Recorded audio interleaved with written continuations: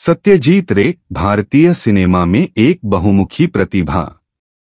सत्यजीत रे, जिसका उच्चारण OTODITRAE होता है, भारतीय सिनेमा की एक महान शख्सियत थे। एक ऐसे कलाकार थे जिनका प्रभाव सीमाओं से परे था। 2 मई 1921 को कलकत्ता में जन्मे रे की रचनात्मक प्रतिभा ने कला के विभिन्न पहलुओं को छुआ, जिससे वह न केवल एक निर्देशक बल्कि एक बहुश्रुत व्यक्ति बन गए। एक पटकथा लेखक, वृत्तचित्र फिल्म निर्माता, लेखक, निबंधकार, गीतकार, पत्रिका संपादक, चित्रकार, सुलेखक और संगीतकार। प्रारंभिक जीवन और प्रभाव। सत्यजीत रे का जन्म साहित्य से जुड़े एक परिवार में हुआ था। उनके पिता प्रसिद्ध लेखक सुकुमार रे थे। साहित्यिक दुनिया में उनके शुरुआती प्रदर्शन ने उनके बाद के कलात्मक प्रयासों की नींव रखी।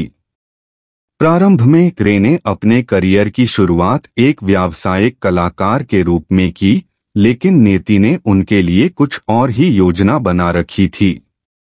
लंदन की यात्रा के दौरान फ्रांसीसी फिल्म निर्माता जीन रेनॉयर के साथ एक मुलाकात और विटोरियो डी सिका की उत्कृष्ट कृति साइकिल थीव्स 1948 की स्क्रीनिंग ने स्वतंत्र फिल्म निर्माण के लिए रे के जुनून को प्रज्वलित किया। अपुत्रयी और सिनेमाई प्रतिभा। रे की सिनेमाई यात्रा को द अपू ट्रिलॉजी में सर्वश्रेष्ठ रूप से दर्शाया गया है, जिसमें पाथेर पांचाली 1955, अपराजितो 1956 और अपुर संसार द वर्ल्ड ऑफ अपू 1959 शामिल हैं। विश्व सिनेमा में मील का पत्थर मानी जाने वाली ये फिल्में स्क्रिप्टिंग, कास्टिंग, स्कोरिंग और संपादन में रे की प्रतिभा को प्रदर्शित करती हैं। अकेले पाथेर पांचाली ने 11 अंतर्राष्ट्रीय पुरस्कार जीते, जिसमें 1956 के कान फिल्म महोत्सव में प्रतिष्ठित सर्वश्रेष्ठ मानव दस्तावेज पुरस्कार भी शामिल है। द अपू ट्रिलॉजी के अलावा रे ने the music room 1958, the big city 1963 और चारुलता 1964 जैसी कई अन्य उत्कृष्ट कृतियां तैयार कीं। उनकी कहानी कहने की क्षमता फीचर फिल्मों तक ही सीमित नहीं थी। उन्होंने फिल्म निर्माण की कला के प्रति अपनी बहुमुखी प्रतिभा और प्रतिबद्धता का प्रदर्शन करते हुए वृत्तचित्रों और लघु फिल्मों में भी कदम रखा। साहित्यिक योगदान और प्रतिष्ठित पात्र। रे की रचनात्मकता सिनेमा के दायरे से परे तक फैली हुई थी। उन्होंने मुख्य रूप से युवा पाठकों को ध्यान में रखते हुए कई लघु कहानियां और उपन्यास लिखे।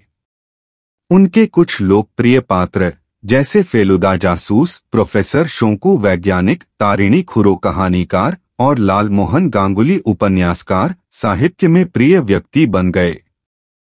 माध्यमों और शैलियों के बीच निर्बाध रूप से परिवर्तन करने की रे की क्षमता उनकी अद्वितीय रचनात्मक निपुणता को दर्शाती है। मान्यता एवं पुरस्कार। सिनेमा में सत्यजीत रे के योगदान ने उनके शानदार करियर के दौरान उन्हें कई प्रशंसाएं दिलाईं। उन्हें रिकॉर्ड 36 भारतीय राष्ट्रीय फिल्म पुरस्कार, 1 गोल्डन लायन, 1 गोल्डन बियर और 2 सिल्वर बियर मिले। उनकी फिल्मों ने अंतर्राष्ट्रीय फिल्म समारोहों में अतिरिक्त प्रशंसा हासिल की, जिससे वैश्विक सिनेमाई आइकन के रूप में उनकी स्थिति मजबूत हुई।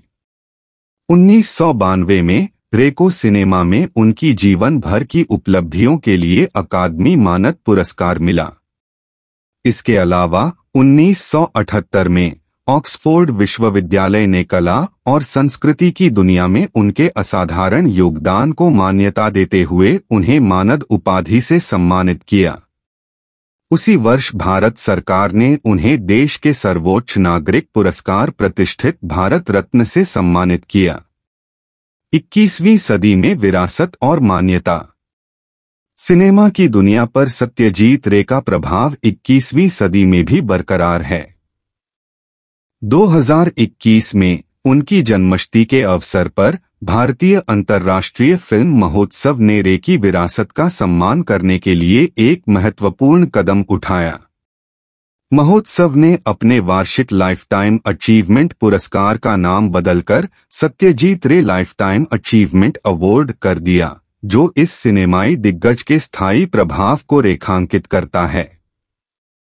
यथार्थवाद, मानवतावाद और गहरी सांस्कृतिक अंतर्दृष्टि की विशेषता वाली रे की फिल्में कालजयी क्लासिक्स बनी हुई हैं। उनकी कहानी कहने की कला लौकिक और सांस्कृतिक सीमाओं से परे है, जो उन्हें दुनिया भर के फिल्म निर्माताओं के लिए प्रेरणा का एक शाश्वत स्रोत बनाती है। सत्यजीत रे का काम दुनिया भर में दूरियों को पाटने और लोगों को जोड़ने की कहानी कहने की शक्ति का प्रमाण है। अंत में सत्यजीत रे की बहुमुखी प्रतिभा और विभिन्न कला रूपों को एक साथ सहजता से बुनने की उनकी क्षमता उन्हें सिनेमा के इतिहास में एक अमर शख्सियत बनाती है। उनकी विरासत न केवल उनकी फिल्मों के माध्यम से बल्कि असंख्य पात्रों और कहानियों के माध्यम से भी जीवित है, जो दर्शकों को मंत्रमुग्ध करती रहती है। सत्यजीत रे का नाम भारतीय सिनेमा के इतिहास में एक ऐसे दिग्गज के रूप में अंकित है, जिन्होंने कैमरे के लेंस के माध्यम से कहानी कहने के परिदृश्य को नया रूप दिया।